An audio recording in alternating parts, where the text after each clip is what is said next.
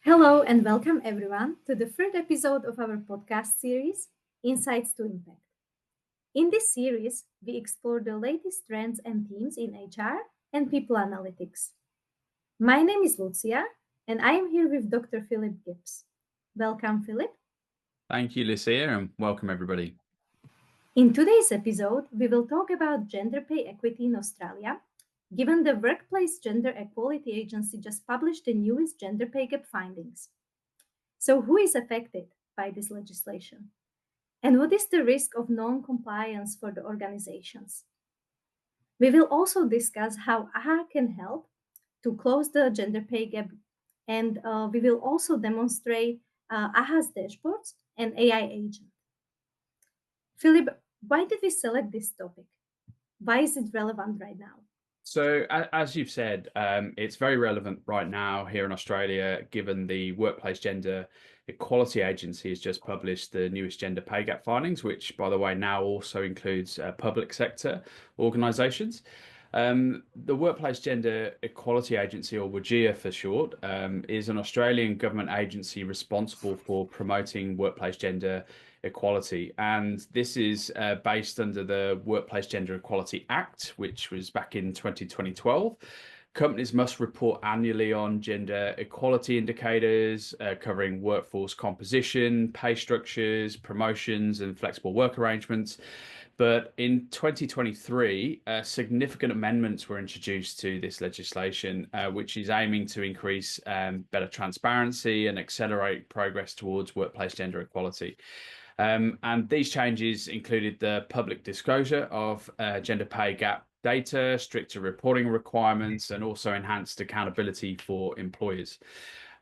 So companies are required to now comply with these updated requirements, and they include things such as submitting annual reports on gender equality in our workforce, conducting pay equity audits, and addressing any identified gaps, ensuring transparency in how we communicate our gender pay gap data, as well as implementing formal gender equality policies if you have over 500 employees.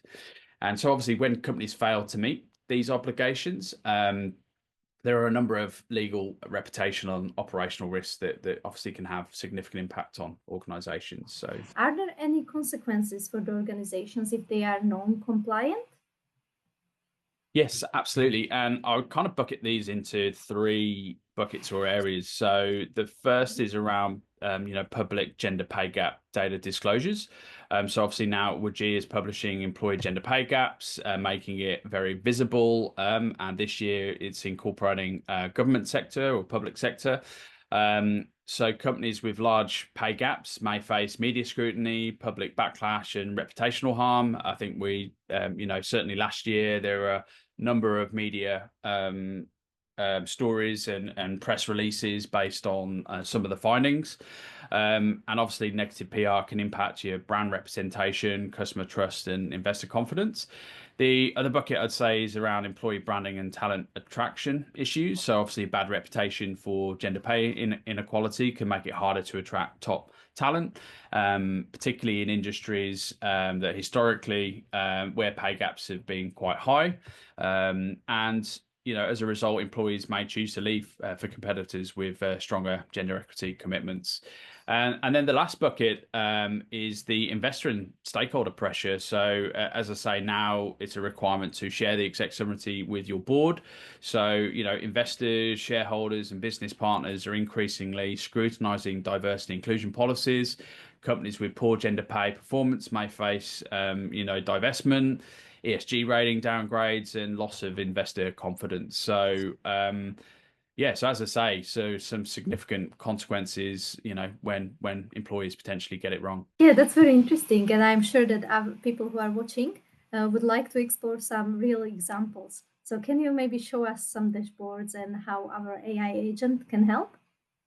Absolutely. I think everyone's familiar by now with our homepage, and obviously there's a lot of different dashboards here.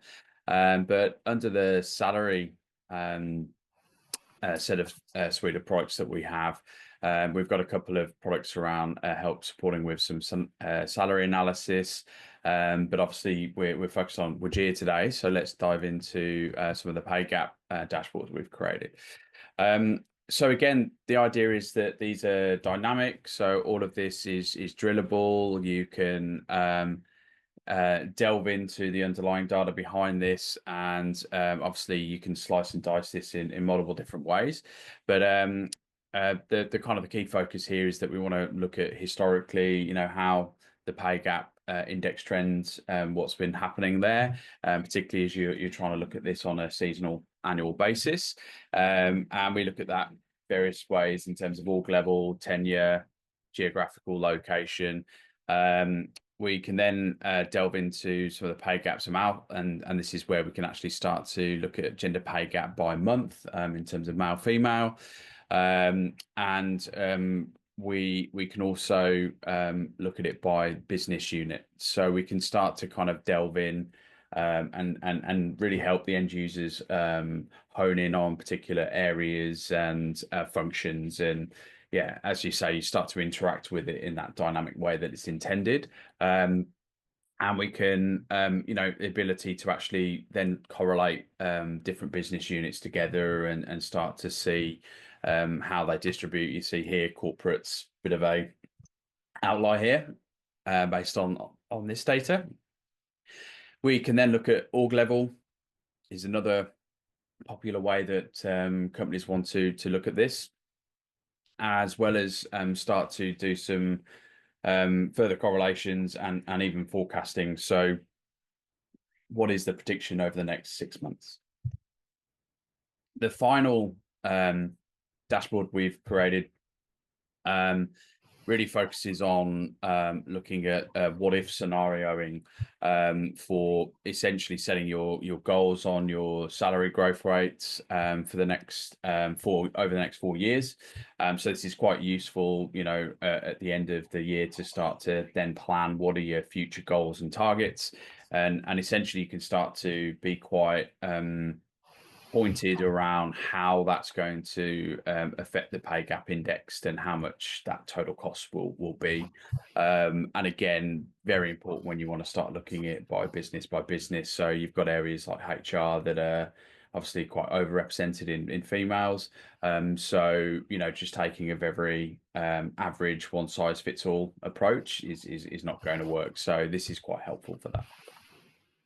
Okay, so why don't we take a look at the AI agent then, and yeah, just take it to the next level. So as I've kind of, I think, explained before, so the way the AI agent works, it's factoring in the taxonomy that we built in terms of that relational data set, obviously all the underlying data that we have here. You can then obviously incorporate your internal policies, procedures, standards, as well as factoring in obviously other external relevant data points. So a lot that we can kind of engage with here. So yeah, why don't we dive in, Lucia? Yeah, so let's explore some real life example. For example, if I'm the HR business partner and I'm interested in the key requirements under WGEA compliance strategy, can it help me? Yes, of course. So I think that's a good place to start. So yeah, what are the key requirements under the WGEA compliance strategy? So let's put that in as a prompt. And Mhm. what you should see here is that it will actually summarize what those are, and it will also provide a reference point to where this has been sourced from. So obviously this is a public report, it's freely available, it's relevant to Australia, and you'll see here there's 2 reference points that it's kind of calling out. So the first one you'll see is quite a lot of text here, but then that's why we have a nice summary, and it'll actually provide you with a link to the Federal Register of Legislation, where this workplace gender equality actually sits, and you can actually download and get these documents. So very helpful to have. Okay, but if I want to understand better our internal policy, can it help me provide a list of the key points related to gender pay gap? Yes, of course. So again, if we put that in as a prompt, you'll see here just a very high level summary around what the your internal policy includes. Obviously, this is a bit of a hypothetical policy for this scenario, but again, you can ask further questions if you want to delve into a particular element in more detail, or you want to actually get a link or downloadable copy of that. Agent will be able to assist you with that. And now, if I want to understand how is my company doing, which department has the best equality in gender pay gap, can it also provide me this information? Yes, of course. So again, and this will be a good test to go back to the underlying data, but in this scenario, it's actually saying the marketing department has the smallest gender pay gap at 972. So we can actually fact check this. And I believe if we go to the pay gap by business unit, and again, this is the old conventional way, going around clicking on the various dashboards, and we can see here, yeah, branding and marketing 972. So again, not having to know which dashboard, which measure, which point to go to, you can just ask it in a natural language way, and it will give you that answer.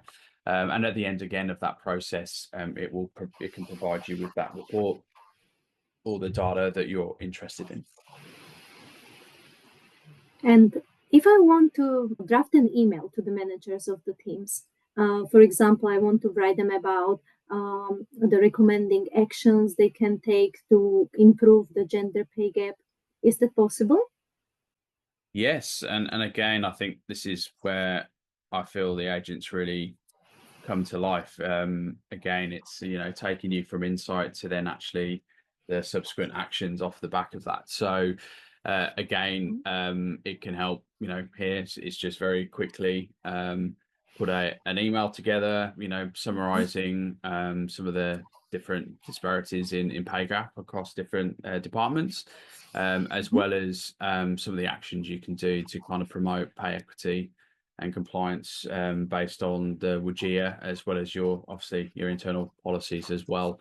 And again, this can be you can go into a lot more detail here. This is obviously just a very short summary, but you can interact with this, and if you want more, less of, but yeah, I think for me, this really helps set up the business partners to have those strategic conversations, equip them with the insights that they need and recommendations and actions to actually go and drive the subsequent behaviors, because that's where obviously the work is. It's all very well having all this great data points, reports and so forth, but ultimately it's the action off the back of the insights that really matters. So yeah, and I think this is for me where the agents really are going to be quite transformative for HR. Thank you, Philip, for sharing these insights with us today.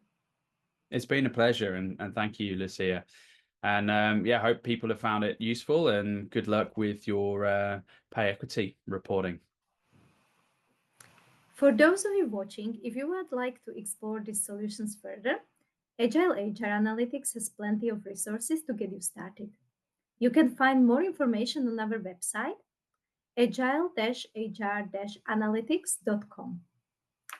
Thank you, Philip, for joining us today. Thanks, Lucia. Thank you, everybody.